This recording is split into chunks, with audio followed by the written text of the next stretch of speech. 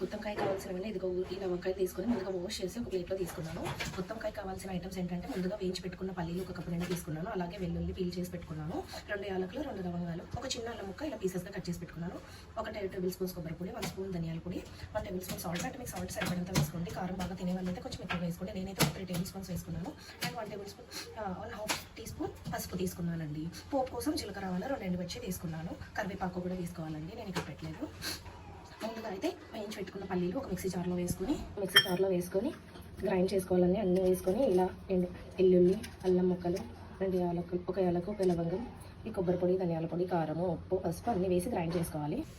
ఇందాక చెప్పడం మర్చిపోయినండి, వాటన్నిటితో పాటు నేను కొద్దిగా ఒక 1 టేబుల్ స్పూన్ నువ్వులు కూడా తీసుకున్నానండి. టేస్ట్ చాలా బాగుంటుంది. అండ్ దట్టు కొంచెం కాల్షియం తక్కువగా ఉన్న వాళ్ళకి కూడా బాగుంటుందండి, జాయింట్ పెయిన్స్కి కానీ వాటికి కానీ. అందుకే నేను కొద్దిగా నువ్వులు కూడా తీసుకున్నాను. ఇలా కోర్స్గా గ్రైండ్ చేసుకున్నాం. ఈ మిక్సీ జార్ ఇంగ్రీడియంట్స్ అన్ని వేసి మిక్స్ చేసుకున్న దాంట్లో కొద్దిగా బెల్లం వేస్తున్నానండి. కొద్దిగా బెల్లం వేసుకొని గ్రైండ్ చేసుకోవాలండి. ఇలా గ్రైండ్ చేసుకున్న దాన్ని వంకాయలు 4 పీసెస్గా కట్ చేసి అందులో నింపుకోవాలి. ఇలా గ్రైండ్ చేసుకున్న పౌడర్ అండి ఇలా వంకాయలలో నింపుకొని పెట్టుకోవాలండి.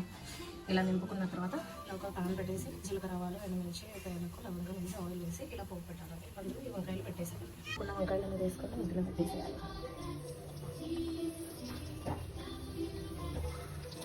ఇలా ఉంది పెట్టేసుకోవాలి. వేసిన తర్వాత మిర్చి కొంచెం కాసేపు ఇవ్వాలి. అయిపోయిందండి. ఎంతో టేస్టీగా ఉండే గుత్తొంకాయ కర్రీ రెడీ. గుత్తొంకాయ కాంబినేషన్ జొన్న రొట్టె అండి. జొన్న రొట్టె గుత్తొంకాయ కాంబినేషన్ చాలా బాగుంటుంది.